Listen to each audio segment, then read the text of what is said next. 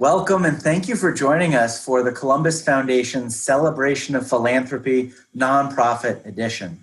I hope you are doing well and finding ways to flourish. And thank you so much for your organization that's pivoting and working so hard in these times to remain relevant and to help our community. For the Celebration of Philanthropy, we would normally be together in a room, but understandably we have pivoted. But what is still the same is we are bringing to you a renowned speaker and thought leader in this field, as well as celebrating the esteemed awarding of the Columbus Foundation Award to a peer nonprofit organization. So I hope you enjoy today's program, as well as the recently released annual report of the Columbus Foundation titled Community, where there's an emphasis on unity within our community. So thank you very much for joining us. And now I'm pleased to introduce my colleague, Danielle Tong. Thanks, Dan. Thanks for joining us at the Celebration of Philanthropy. My name is Danielle Tong, and I'm a Community Research and Grants Management Officer with the Foundation. Today, I'm delighted to introduce Bina Venkataraman, a nationally renowned author, journalist, and science expert. She's currently an editorial page editor for the Boston Globe, and she's a fellow for New America Foundation. Bina formerly served as a White House senior advisor for climate change and innovation during the Obama administration and advised the President's Council of Advisors on Science and Technology during the Ebola epidemic.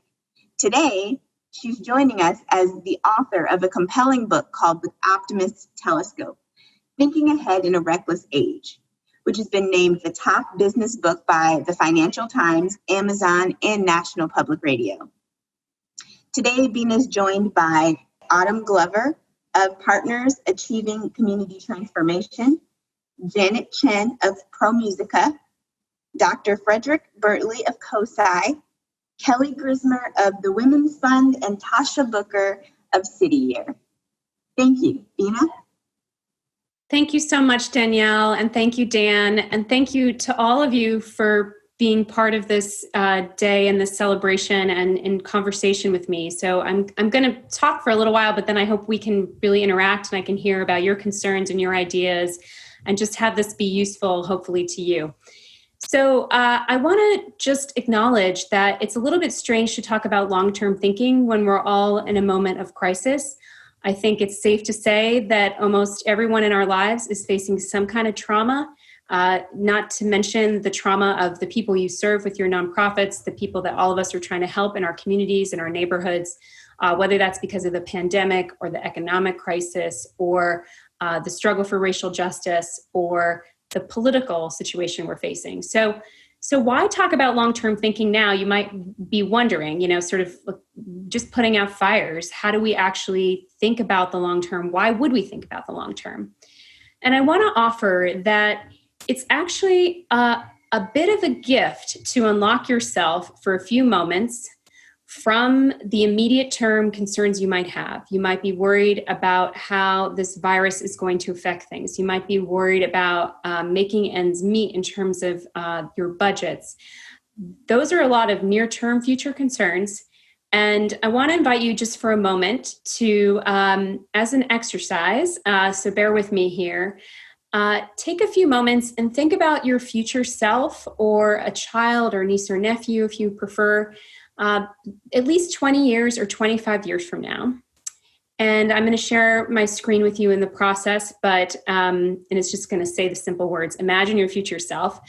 And the invitation is to think about, and if you feel like jotting down some bullets, jot them down. But if you just feel like keeping it in your head, keep it in your head.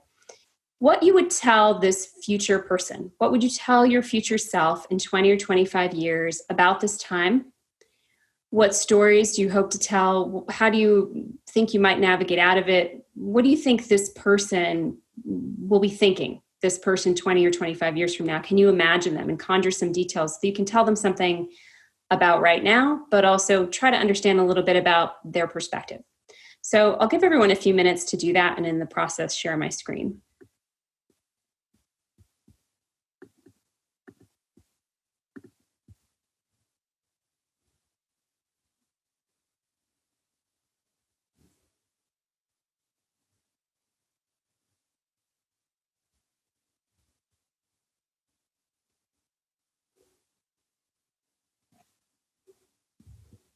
Okay, I'm probably cutting you off too soon because it's a lot harder to do than just a moment. But it's the start of a process, and if you end up finding that this was useful to you, you can return to it. And I would actually invite you to write the full letter to your future self or to a future child to be open up in the future, because this is an activity. It's known as perspective taking by behavioral economists. That's what they call it. And I like to think of it actually as imaginative empathy. So it's a way of forming a connection with a future person. It might be yourself or it might be someone else. And the reason we need to do things like this is that the future is very difficult for us to grasp. We can sense what we need in the present right now. If we feel hungry, we feel that hunger in our guts. We might even hear it in our gurgling in our stomachs. When we smell a donut on the counter, we can crave that because we see it, we smell it. Similarly, if there's something you want to buy, an impulse purchase, that sort of thing, it's always right there in front of you. And that's true with whatever crisis you're facing in your work or challenges you're facing in the day-to-day. They're right there in front of you. And it can be really difficult to unlock yourself from the present. And the whole reason for that is that we have no way of really sensing the future. The future only exists in our minds. It's a figment of our imagination. So exercises like this are a way of trying to bring it into more vivid reality so that you can unlock yourself from the present, partially because sometimes the present's really hard, and partially because that's what we need to do so many things for our own future, whether it's saving for our own future, having an organization that can really take advantage of future opportunities or detect future threats, or even for a society. So for a society to be able to be prepared for the next pandemic or for the changing climate, or for any number of things that are in the future. So this is a behavioral economist that I met while I was writing the Optimist telescope, who works on a program called Dear Tomorrow. It's a nonprofit that she started, where she invites people to write letters to their future selves or their children or grandchildren to be opened in the year 2050. She uses it in the context of climate change as a way to help people imagine what their communities might look like in the future, and to highlight what they can do now that might help their communities in the future. Is it planting trees so that those heat waves aren't so devastating in urban neighborhoods? What is it that we can actually do now that can have an impact on the future? So I want to share with you a few of the key insights from the Optimist telescope that I think can be helpful for being able to do more long-term thinking, even amid crisis, in your organizations and your own personal lives too, because I think it's so connected for nonprofit leaders. You have to put your own oxygen mask on first. If you're not able to do something in your own life, it's very difficult to be able to carry that out in the work you're doing with the communities you're serving. So I'm just going to share with you three pieces of advice for unlocking our focus on the immediate term and bringing into focus what we really want to accomplish over time. The first is that we have to be really mindful of what we measure. So I say mind what we measure.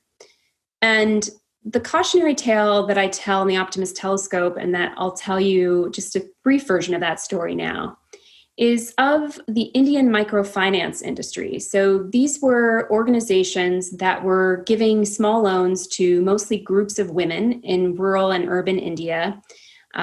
Mostly in the sort of first decade of the 21st century, this was really growing. So 2000 to 2010, this whole sector was really growing gangbusters. And the organizations that were lending to these women, and the idea is that these small loans could be used to help them start businesses, buy livestock, do things to sort of improve their day-to-day lives for kind of the poorest of the poor. The challenge was that a lot of these organizations that were making the loans to the women were using a measurement to decide whether or not these programs were successful. And the measurement was the loan repayment rate. So what percentage of the people, and usually the groups of women, because they were lending to groups as a whole, were paying back their loans. And it turned out that the loan repayment rates were high and high and high, and they continued to be high up until the point that there was a major crisis in 2010, and there was a rash of suicides among villagers and women who had taken on these loans. There was a collapse of the industry because one of the states that had the most amount of these loans meant to help the poor really had to crack down on the lending processes and what they saw as predatory lending processes.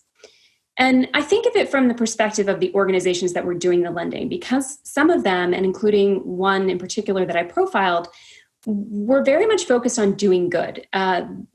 This man, Vijay Mahajan, who was leading this organization, was one of those people who'd spent his life serving the poor. And so you have to ask, why did he have this blind spot about what was really going on?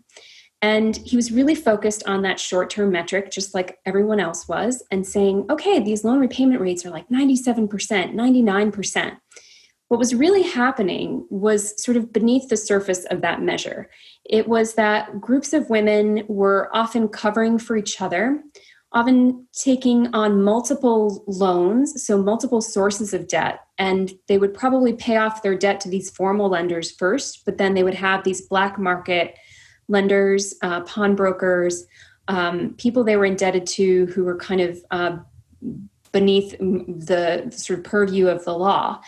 And in the groups, even though the groups were covering for each other and that was a positive thing, it was also something that created a lot of opportunity for public shaming when women fell back on their loan repayments. So it was masking all this risk that women were taking on, and the fact that many women were not using these loans to actually start income generating businesses, but to just pay medical bills.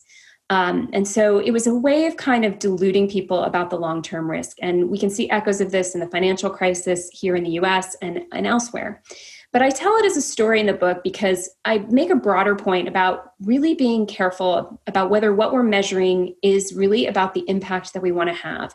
It's easy to measure things that are numeric, like a loan repayment rate, like the number of meals that are served by a soup kitchen.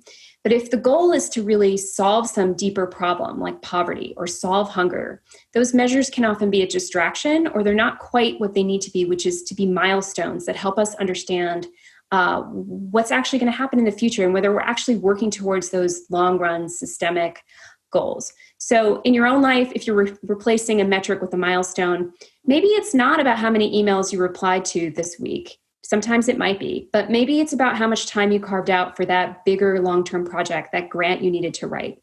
So it's getting yourself out of the firefighting mode of those immediate short-term goals. Okay, so that's the first one. The second one is to pick up more of the tools to think ahead.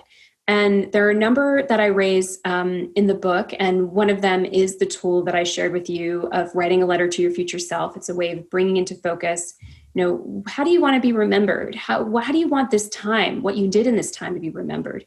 That can help you link more to what's most important about what you're triaging from all the different things that are challenging you in this moment, or all the different things that your organization could possibly focus on in this moment, to bring yourself into that future perspective. And people will often say, well, isn't it a luxury to think ahead? And is it really possible to think ahead when you have faced so much scarcity? So the classic example of that I think of is, if you're a single parent trying to put dinner on the table, how do you help your kids with their homework while you're also working that job to get that dinner, to afford that dinner, and then cook that dinner? Well, the reality is that does affect our ability to think ahead. Scarcity of time, scarcity of resources, scarcity of bandwidth. So I'm not going to sugarcoat that. But there is research that shows that the environments we create, the peer groups we create, and as leaders, the culture we create within organizations can have a huge impact on thinking ahead. And I show this image, it's a carbon cutout, of course, but it's to represent the marshmallow test, which, if you know about that, it's a classic psychology experiment where young kids were given the option to have one marshmallow or treat right away, or to wait for an indefinite period of time for that second marshmallow. And people made all kinds of conclusions about these tests because it turned out the kids who waited for the second marshmallow were kids who went on to do better on standardized tests and have better, college admissions rates. And the problem with the way that the story was told was that it left out a huge part of the picture. So there's been a number of studies, a lot of research done on the marshmallow test since that original study that shows that it's not about whether a kid has an innate ability to delay gratification, whether that kid is strong or innately talented and destined for success in their life. It's really about the environment and the conditions that kid exists in. So when you put a kid in a group where everyone's wearing a red t-shirt and you tell the kid, everyone with the red t-shirt waited for the second treat, the kids are much more likely, no matter what their situation is at home, how they grew up, they're much more likely to wait for that second treat because they're getting reinforced by their peers. There's a great study of the subsistence farming community in Cameroon. This NSO is how you, I am not sure exactly how to pronounce it, but this community had the marshmallow test delivered to hundreds of toddlers. And it turned out that the kids of these relatively poor families did much better at passing the marshmallow test than German toddlers and American toddlers do. And I love that story because it speaks to the power of culture to help us think ahead and to the power that we have as leaders to think about how to do that within our organizations, whether it's setting the right metrics or just that continuing to ask that question, where are we in meeting our long-term goal? What's our North Star? Are we worried about the right things? And in the book, which I think you're all getting, you'll find a number of tools for sort of adopting that within organizations. They're all kind of in the second part of the book. The third piece of advice and insight from the book is to commit to a shared heirloom. So when I think about what a shared heirloom is, I received an heirloom in my own family several years ago from my great-grandfather who I'd never met. And he was a music and art critic, and he had this instrument called a Vilruba, which was one of the few of his possessions that survived to the next generation. And it was given to me by my grandmother. And this instrument really suddenly gave me this sense of, wow, I am getting this as a descendant of someone, but now I have to start thinking of myself as an ancestor. I have to start thinking about how I'm going to pass this on in time. And it became a really useful metaphor as I was thinking about the challenge of thinking about future generations, or the challenge of what we're doing with our lives and what our purpose is, and trying to define that and make it matter over time. And the reason for that is we don't often know, how far in the future, how fast things are going to change in the next 10 or 20 years, for example. The technologies in our pockets today are nothing like the technologies from 10 or 20 years ago.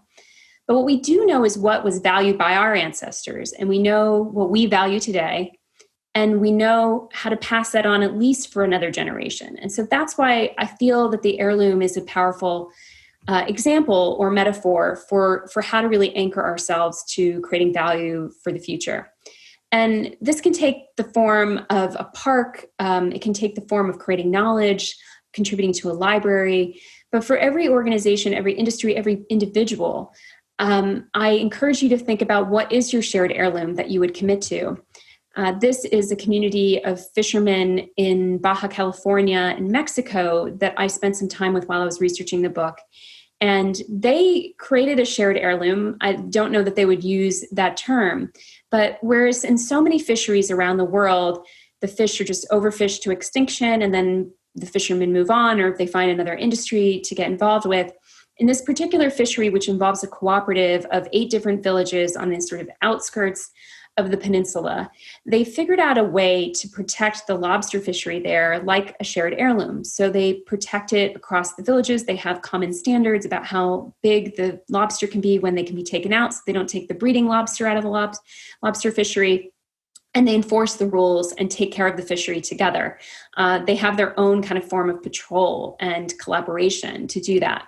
And so it's an example of many that I found in the book. The National Park System is another one of them, of where people can come together and decide they want to protect something, not just for now, but for future generations.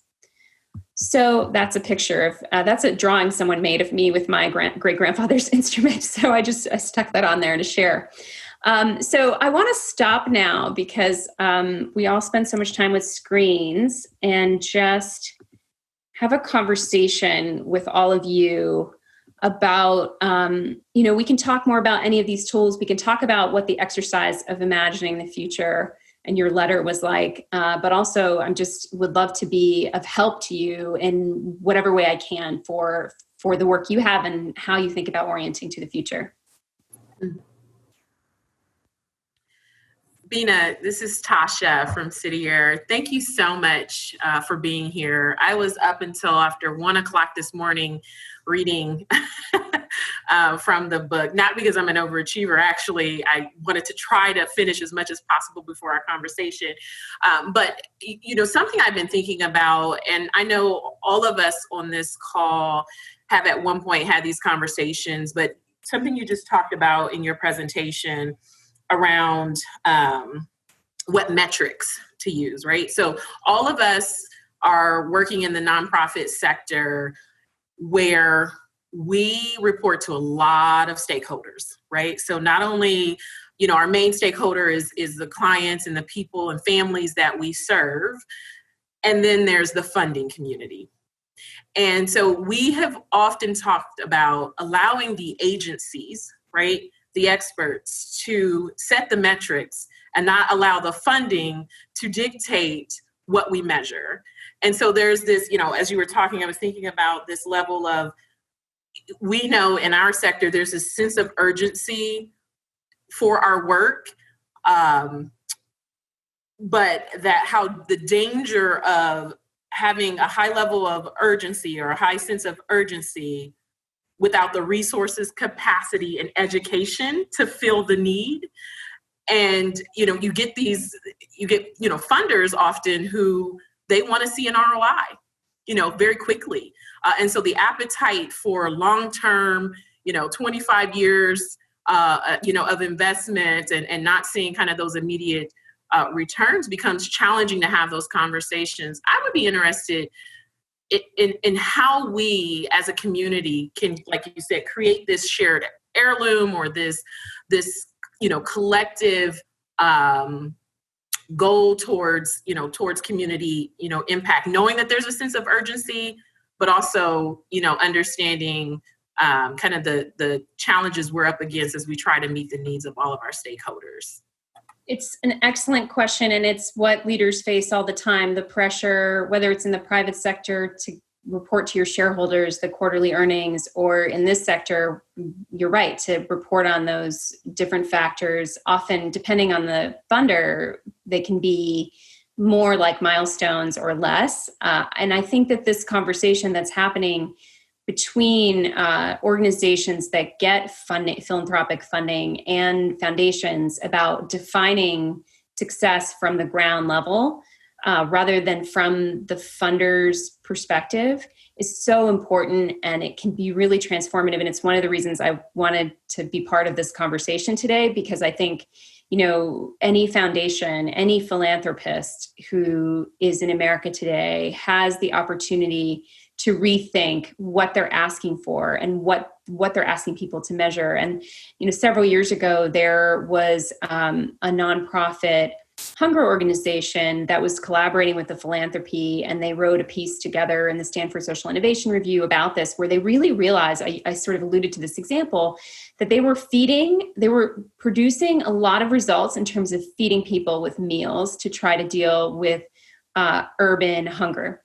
And that's not to say you don't need to just get that food to people. Of course, it's important. It's important in the moment. Right now, we're in a crisis where a lot of people need food. But if you're only doing that and you set the mission of your organization or your philanthropy to end hunger, to eradicate hunger, what are you doing about the systemic problems that led to those people having hunger in the first place? And that means you're setting up a system where people have to keep producing meals every time there's an economic crisis. You haven't worked on the policy change. You haven't worked on the economic support system or the social safety net. And so I think it's really important to be able to educate the funding community as well as the community of organizations, because this is it's kind of almost so obvious that we don't think about it, right? We kind of accept that we need to report on this metric and that metric, and there's a real overemphasis in our data-driven world on numeric targets. I am a person who really very much values science and data and technology, and so I am not against numeric targets, but I think you see it in the financial sector. They keep going after those quarterly earnings, and then you can have a company that's about to fail. It's just, steering itself off a cliff. Or in the financial crisis, look at how the gross domestic product per capita was growing in this country, but we were about to enter this massive crisis because inequality was growing. and it was growing at staggering rates, and there was all this risk being built in the system. So I think it's really important, if you are going to use numeric targets, to think about multiple measures, not just one, to think about them again as milestones. So if you're an investor and you want to just know what happens every month, how many, boxes are handed out, if you're a philanthropist and that's what you want to know, think more about, is there a way I can measure progress on a bigger scale? Is it about, and it's harder to measure. So it's not going to be as easy as just checking that box or entering the number into the spreadsheet, but it is about asking, have we made advocacy? Have we had contact with the right kind of partners or influencers who are going to change policy? What kind of geographic scope are we working in? And what kind of difference have we made in these people's lives? And so I offer that just mostly as encouragement for the way you're thinking about it, because I love that that's the direction you took, what you've gained from the reading you've done so far, because it is really, I think, almost like a revolution we need in all of our organizations, and particularly philanthropy, which has been highly influenced by the private sector, where there's a lot of failure of long-term thinking. It has both the luxury, philanthropy, to think longer term, and the mission, right? The mission is to change things, right? It's not just to check the box. So there's a real opportunity to rethink those metrics and yes, and to decide with a set of community organizations that you're committed to a shared heirloom, and that they're going to do what it takes for that heirloom, even if you don't see the results right in that moment. I love the question. Thank you. Hi, I'm Autumn, and I lead a place-based community development focused organization. We're very fortunate. We're about 10 years old. We'll be 10 in December. We're fortunate that we get the luxury, which I do still believe is a luxury, unfortunately, to think long range. The entire foundation of our organization was to disrupt intergenerational poverty. So reading the book and so many examples, I'm just so grateful that you wrote this book. And I kept thinking, man, if I could just follow her around, we'll figure this whole thing out. So or vice versa. Listen, I promise you, this is an excellent book. I'm so grateful. I've shared it with so many people. And like Tasha, we were able to receive the book just a few weeks ago, and I've just been digesting it and reflecting on it. And one of the things that stood out to me is that, if we're thinking long range, systemic, and kind of thinking about the question that Tasha asked is what really sparked this thought for me. What we're actually talking about is we're serving people today knowing that our best outcomes are probably generational. And so how do we talk about, serving a child today and that benefit, or serving a family today actually not being reflective for another generation? And so I often find myself thinking like that and saying, what are we really trying to solve and who are we helping? But trying to figure out, I think a lot of the examples in your book, I was trying to think through how they scale and how to replicate them. And maybe some problems could be fixed in this way, but always trying to think about, what's that win-win? How do we make whatever we're doing in the short run also benefit in the long run? Because the reality is that you have to balance both as a leader. And so I just wonder if you have any thoughts about scale, and really maybe we are just making a statement that we're serving today with the outcomes expected in another generation. And I don't know, any thoughts that you might have about that? No, I think it's a very real concern. Thank you, Autumn. I also love this thought and question, and I mean it. I think following you around would teach me a lot, and I just regret I'm not in Columbus, since I'm a native Ohioan, to meet you all in person. If it weren't for the pandemic, I'd be there. But this issue of reconciling the long and the short term, I do take on, and one of the examples I write about is about a farmer who has tried to create this way of breeding crops where they're perennial grains instead of annual grains. And you could see it as a metaphor, you could see it as an example, depending what your field is. But the idea being that the annual crops, every year they require more fertilizer, a lot of fertile topsoil runs off. They take a ton of resources to grow, and they're basically destroying the fertile topsoil that's going to feed future generations. But the annual crops bring in huge yields. They every year give farmers, right, their living, and they support businesses, and they support all of us to eat.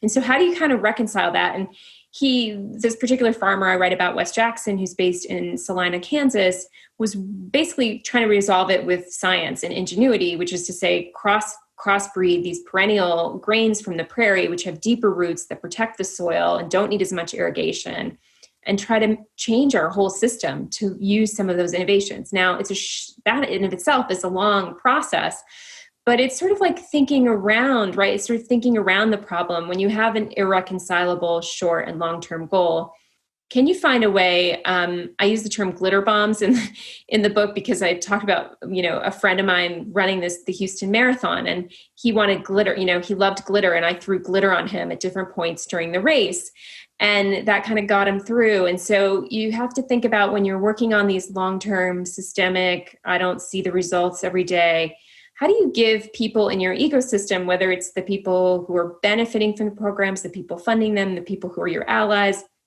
how do you give them a sense of that really joy, kind of joy and glitter and good stuff in the immediate term? Because we work on that, right? We have an addiction to that. It works on our brain and gives us a dopamine rush. So it's not to say that we should just ignore that's true about us, and that's true about our systems and our market and everything else. It's just that we have to get more creative about how to reconcile what we're doing. And I actually think with children, it's so interesting that that's what you're working on and thinking about. How do we represent that when you do something that helps a child, it's not the same as doing something that helps an adult, right? Like that there's like this long range benefit to that. Is there a way to represent that, even visually, for artists to represent that, for people to get the sense that what they're doing is actually going to extend forward in time and be part of how they're remembered? And I think people tend to think of what happens after their life, like when they get close to death, they start to think about, what's my legacy going to be? What's my obituary going to say? If you know when you're going to die, not everyone knows. But I really feel strongly, having worked on this book, that we have to start thinking of ourselves. We have to start thinking of ourselves as ancestors while we're living, and we can, share that message with everyone. And it becomes something like almost like a point of pride to the point of the cultural norms, right? Like, what if everyone in your organization, everyone who funds you, everyone who works with you, thought of themselves as ancestors first? Like, what would that change? Could you set a culture where that's the goal? Okay, are we thinking about this as ancestors? Should we interrupt a board meeting and ask that question? I don't know. It might sound radical, but it seems to me like the direction we need to go. I love these questions in this conversation. There's some quiet. Janet and Frederick, haven't heard from you yet. Well, one, it's so great to have you here. And I don't know if I have a question, but for me, the timing of this and reading, I didn't have a chance to read the whole book, but I am reading parts of it, is so timely in this COVID period of time. And I think for me, what I've reflected on, having read some parts of the book, made me think a lot about the decisions that have been made up until this point within our organization and obviously within the bigger scope of the community and the world. I'm in the business of the arts, in the performing arts in particular. And as many know, we've been shut down with no real full opening in sight. So, again, I've reflected a lot on the decisions that have been made up until this point.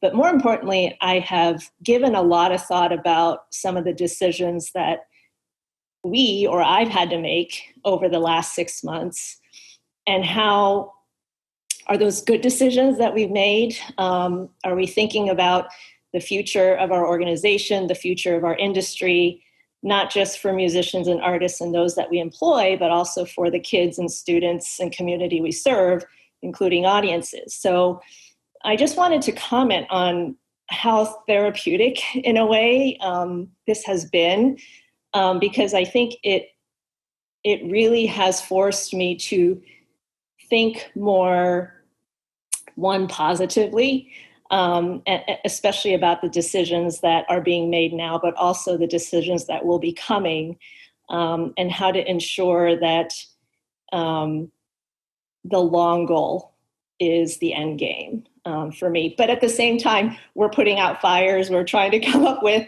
immediate solutions, and going back to Tasha's point about ensuring that our investors are in the know of what we're trying to do. All of that has kind of come to a head with regard to this topic and this conversation. So I guess I wanted to share that, but also I would love to hear your kind of feedback or your own perception of your work, especially in this time that we're in. Yeah, I appreciate every word you said, and one thing I want to just offer as some potential help with this, because I think part of what you're raising, Janet, is that there's a set of decisions you can make that are within your agency and power to make, but there's also the rest of the world and the nation, and you didn't have control over whether there was a good testing rollout in the US or good pandemic response, right? You were making decisions flying blind, but also with only your part of the equation. Obviously, we all have choices when we vote about things like that, the political structures and so on. But just in terms of responding as a leader during this time, it's flying with a lot of blindness, uncertainty, and then also with a sphere of influence that is powerful, right? Because you can do stuff to support your community and the artists in your community now and in the future with those decisions, but it's also not everything, right? It's not omnipotent power in this situation. And so one of the exercises in the book, it actually comes in one of the chapters about business, and it's in chapter 5, and it's called Perspective Hindsight. And it is really helpful, I think, in these particular times. And I've been using it as a leader as well. And I think the way I would use it now, because we can all kind of imagine things going wrong right now. It's pretty, I would say, pretty safe to say that in this group. But it's harder to imagine things going right, or how this could turn out well.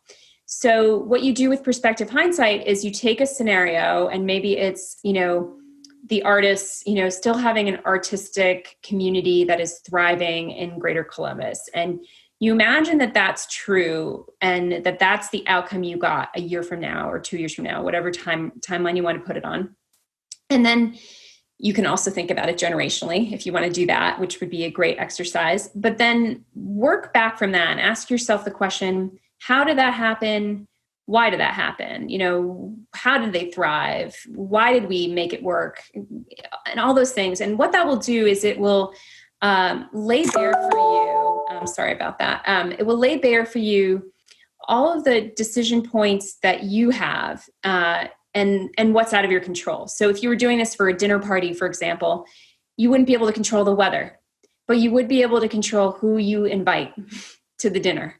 And so then you can kind of get off of your plate those decisions that are out of your control and focus on the ones where you have agency as a leader. And I think that that's just helpful. It's all about being able to take things off your plate and focus on the things that really matter. So I would just offer that as a tool for kind of navigating as you have been. You are making decisions, as you said, and I'm sure there's no right or wrong in any decisions we make. But if you are in any way anchoring towards what you want to achieve over the long term, that's a lot more than a lot of people are capable of doing right now. So you're already adding something and contributing to your community in that way. And I would just say, for me personally, I'm on a deadline driven world right now. So everything is immediate, and everything's constantly dinging, as you just heard. And so I need to carve out, and sometimes this feels like a luxury, to carve out like an hour, even an hour or 2 hours on a Saturday morning, or even an hour one day a week. If it can be more than that, excellent. I think it helps to do it before the incoming of all the different demands, and just ask yourself, what are those long-term goals? What do I really want this to look like in the future? Am I making the decisions that would get us to that place? And it will help you, because there are going to be things that you need to ignore and can ignore if you are really just staying more in close alignment to what you want to really accomplish over time. That's great. Thank you so much. Sure. Thanks for the question. Bina, you called me out. I did. So thank you. And I just want to echo, first of all what the both questions and comments from all my colleagues. I mean, just capturing everything I feel. Last time we spoke, I was talking about science. I'm going to pivot this time, talk more about something else. But I just, re-looking at this book for today's call, just again, to echo what people said, talk about a man for all seasons. This is a book for the right time. I mean, it's almost like you have a crystal ball and I'm going to call you up separately and give me some lottery ticket numbers or something, because you clearly have a clairvoyant vision into what's important. So great book.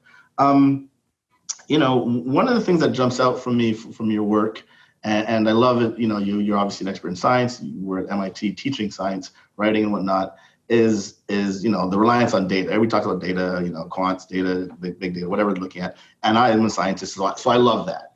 But I think there's a difference between wanting to get some measurable data versus what is the right measurable data. And I think your book covers that perfectly. And along those lines for me is something around definitions. I remember as a kid, I'd hear, sticks and stones may break your bones, but words will never hurt me. Like, I threw that stuff out, like decades ago, because words do matter and definitions do matter. And so all of us in this nonprofit sector, and Tasha hit it initially, and then Autumn carried it forward with, who's measuring, who's telling us what to measure, what's the value of what we're doing. And I think the big point I want to push out here to you and get your reflection on is I think the whole system is flawed in how we define things. I mean, we are actually called nonprofits. And the audacity that the space we work hard in is about profiting the human condition, whether it's art or child service or domestic this or women's issues or person of color or science. It's profitable, right? It's not attached to, it'll make dollars. We're not selling widgets, but from a what matters, it's profitable, but it's not defined that way. And the for-profit world, which is just about making that dollar, might be hugely disruptive and destructive to society, a la climate change issues, et cetera, et cetera. And so how can we move the needle downfield, and how can we really have that long-term vision if we're still using not just antiquated, but inappropriate vocabulary to describe stuff? And I mean, I would love to have a nonprofit flip movement where, everybody, especially the rich philanthropic people who it's their money, they have the right to give it wherever they want. But imagine they thought that they were giving this stuff away to all of us in a profitable way. And by the way, allowing us on the screen, the experts in our area, to tell them how we're moving the needle, as opposed to them telling us, hey, you got to get 10 more kids from the hood at Harvard. That's what you have to do. You got a STEM program. Those kids from the hood need to be going to Harvard or OSU. And I'd ask them all the time, your children didn't go to Harvard and Princeton and they have silver spoons. Why are you being ridiculous thinking I have to move the needle that way? So how do we look at redefining that nonprofit, for-profit, and what we really value? I love this. This is very deep. And I think that this again, the movement to have communities who are served by philanthropy or by policy, the social sector, right, like public sector, actually define what is progress for them. I see it percolating right now, especially amid the racial justice conversation. And I think it's a really important way to do this, because to me, it's like changing the whole mentality behind the measurement, which is really, it's not just changing the measures, as you so aptly noticed and pointed out. It's really about changing what you value when you do that, and when you choose the measure, right? It's asking yourself what you really value.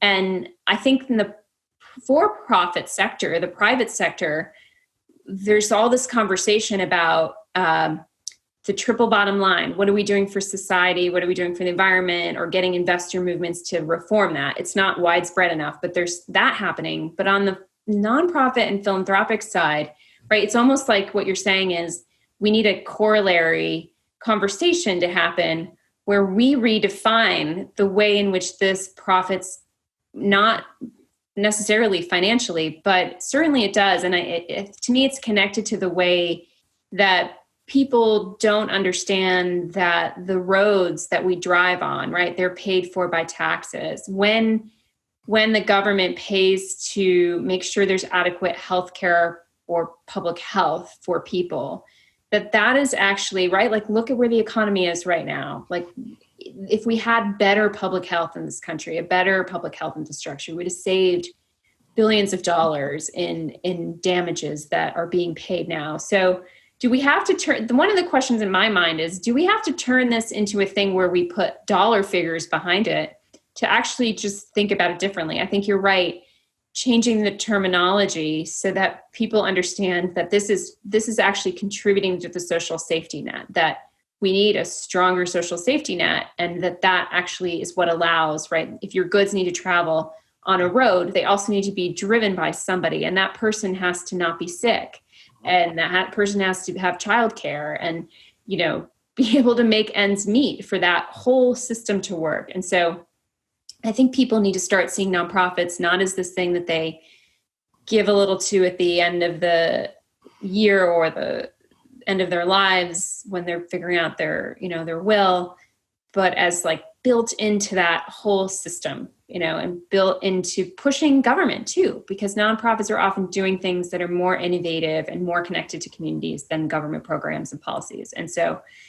everybody should be seeing this as part of that ecosystem. And I value the thought. I don't have a solution for how we get people to start using the terms differently, but I think that you're right to say we have to do something on this side that's the equivalent of proving and showing and having the conversation about what value is being created here.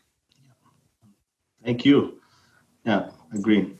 So I'll just pop in because I know we're getting close to the end, but the one thing that I've been thinking about the whole time is, and especially I concur completely with all my panel mates, and they're dead on, and we do need to start that movement that Frederick is describing. But the one thing that occurred to me is when you're thinking about long-term, the one thing that nonprofits aren't allowed to factor into their equation is any level of failure or risk. No matter how good we are at knowing what a decent risk is, people are much more willing to put an investment in some restaurant that's opening down the corner that may close 3 months from now. They'll give them 3 times the capital that they'd be willing to give us to do some social good that Frederick so eloquently described. So to me, what I've been wondering is how you factor in, you know, the story about the women, you know, as working at the Women's Fund, the story about the women trying to repay their loans crushed me, because women don't have margins to fail, ever. And that's why they went and did what they did. And nonprofits, we are very similarly situated. So how do we explain to people that the long game is not just giving us a generation, but also giving us a chance to fail fast, the way that nonprofits do, the way that for-profits do, so that we can learn and do better? Because I can tell you, my experience is that if a nonprofit fails in any way, the most minor infraction in a for-profit's mind, we very often lose investment immediately. And that's just not how the for-profit world works.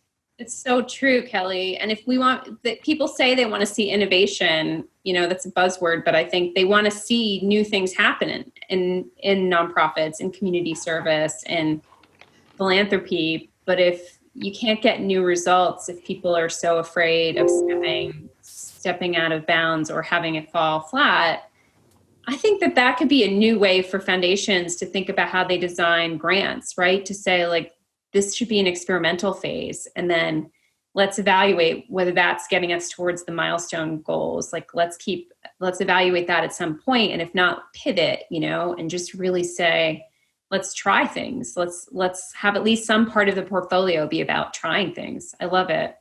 It's a great thought. I just have to ask Bina, when I first got the book, I thought, I wonder what made her name this book this. And as I was reading, you know, obviously you talk about it a little bit, but I think I love that you said in a reckless age. And it really, to me, felt like a call to action, that we have to be thinking with foresight. And to Frederick and Kelly's point, we have to demand the redesign of systems and the practices and the way that we define things. And so, for me personally, I think about the work that I do, that we need to define health broadly. To your point, childcare is just as impactful to someone's health as if they have access to primary care. But just wondering if you could kind of share with us how you decided to name the book and what that really means to you. Yeah, reckless was the word I knew I wanted in the title. So it's so interesting you picked up on that. Naming this book was not easy. I have to tell you, everyone in my life had to endure me sending them all kinds of crazy names on it.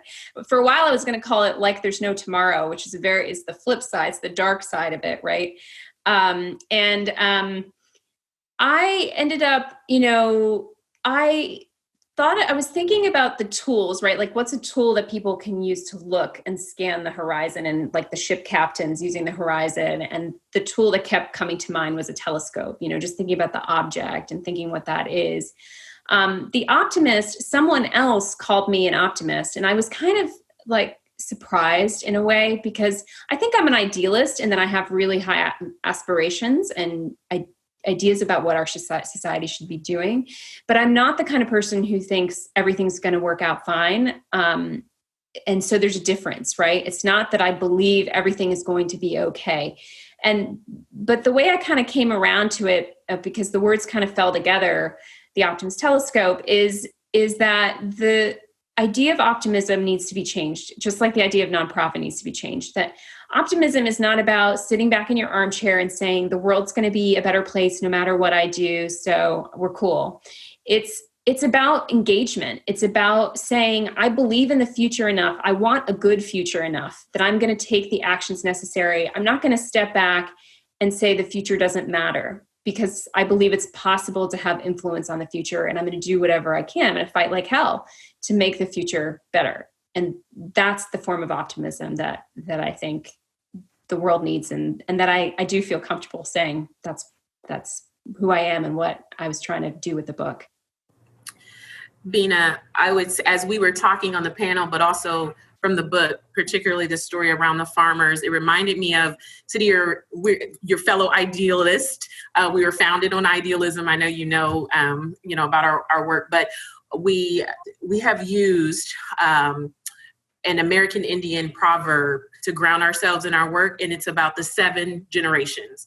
So the decisions you make today will impact 7 generations from now. And so as I was reading your book, it really brought me back to that ideal, that of how our organization was founded, and the fact we've made a 7-year promise to to the kids we serve 3rd through 10th grade. But your book really highlights that. And as we were talking, and my colleagues were really talking about in-game, Autumn, you brought that up, generational, just thinking about when you become that first generation college going, how that changes the trajectory for the rest of your family, right? So that's one example.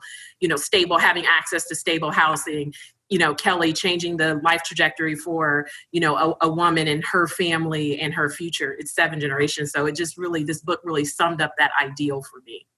Oh, I love that. And I love that you're already thinking like ancestors. You've already baked that into your culture. But for me, this has been a total delight and a pleasure to talk with all of you. I've gotten a lot from it myself. I feel rejuvenated just thinking about the work that each of you are doing and how it is building a better future for all of us. Thank you. Thank you so much to all of our panelists and to our guest speaker today, Bina, for sharing all of this wonderful information. The Columbus Foundation Award is given to organizations that have made a difference in our community and to the individuals who have shaped those organizations. And with a mission to unleash the power of human potential through every act of human service, this year's winning organization and its leader strive to develop a compelling and powerful voice for the human service system by promoting, enhancing, and advocating for human service organizations and the clients that they serve in Central Ohio. The winner of this year's Columbus Foundation Award is the Human Service Chamber of Franklin County and its leader, Michael Corey.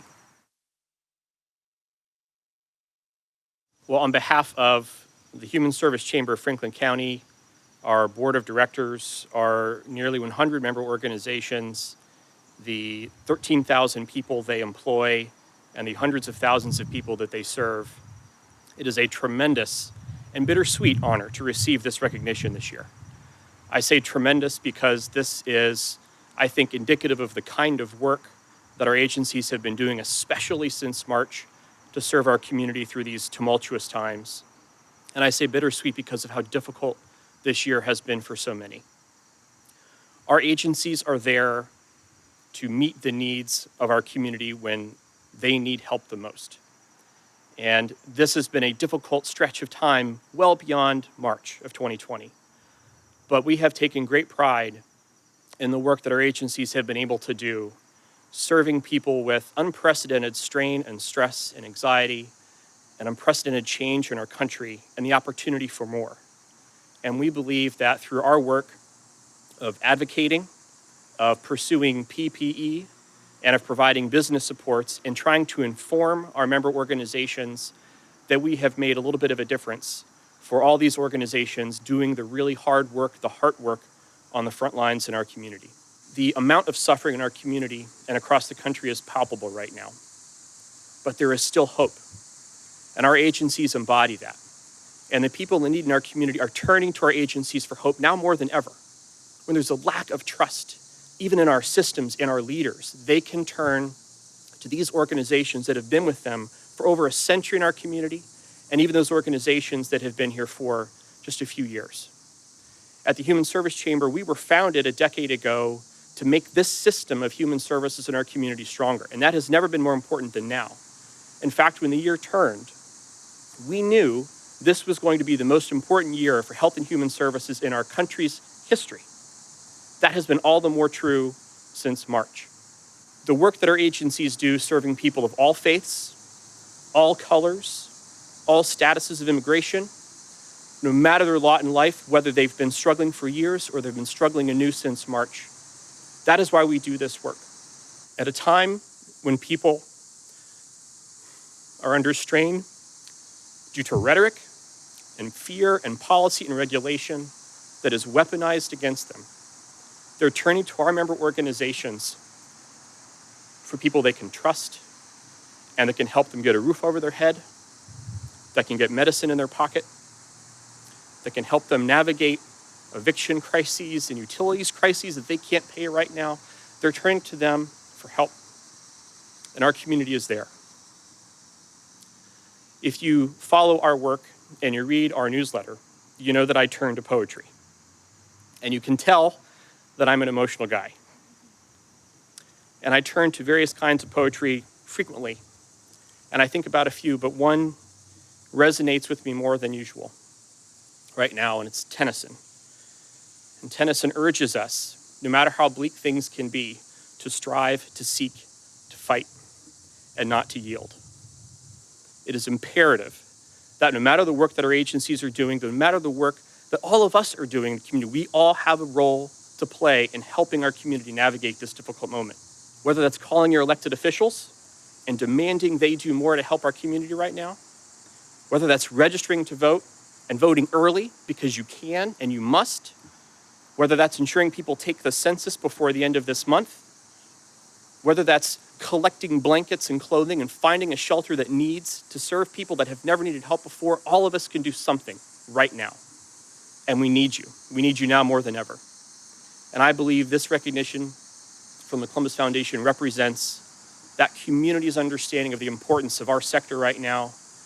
And it's a communal congratulations and thank you for the incredible work that these 13,000 people do and all of their volunteers and their tremendous supporters here at the Columbus Foundation. Thank you so much for this honor. Thank you to all of you nonprofits that are doing this incredible work, whether you are a member of ours or not. Thank you. I'd like to begin by saying thank you to the Columbus Foundation for this tremendous honor. There's no one in our community who's a better partner to human service agencies across our community. And I would be remiss also if I didn't acknowledge what an asset that we have and the tremendous leadership of Michael Corey. Michael Corey is the linchpin of the Human Service Chamber. No one is more relational. No one sits down and listens to the concerns of human service professionals across our community better than Michael Corey. and his capacity to synthesize our concerns, to bring them and advocate for them to the people in our community who can help us to make a difference, has been an asset to each and every one of our organizations and to the people that we serve. As a human service agency leader, there are two things that keep me up at night. The first is that I run a complex small business in a rapidly changing environment. Keeping up with new regulations, best practices, accreditations, funding changes, all of these things seem to change rapidly with a need to constantly be evolving and keeping up with the times. But that's honestly nothing compared to the second thing that keeps me up. Because it's nothing compared to how those challenges are impacting the people that we serve.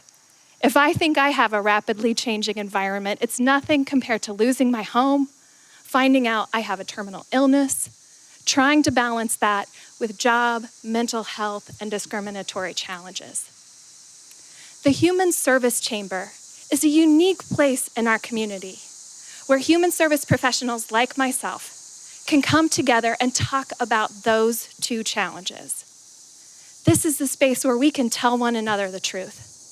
This is the place where we get to work together and problem solve in a way that when a funder or a government executive is in the room, where we may just be a little bit more competitive or put ourselves in the best light. And you better believe that I do that. But when we come together as a human service agencies, we talk about what's in the best interest of our community and the people that we serve. And it's no wonder the great things that have happened. This last year has just been one small indication of that. But keep your eye out. There's going to be good things that continue to happen from the Human Service Chamber. So thank you to the Columbus Foundation.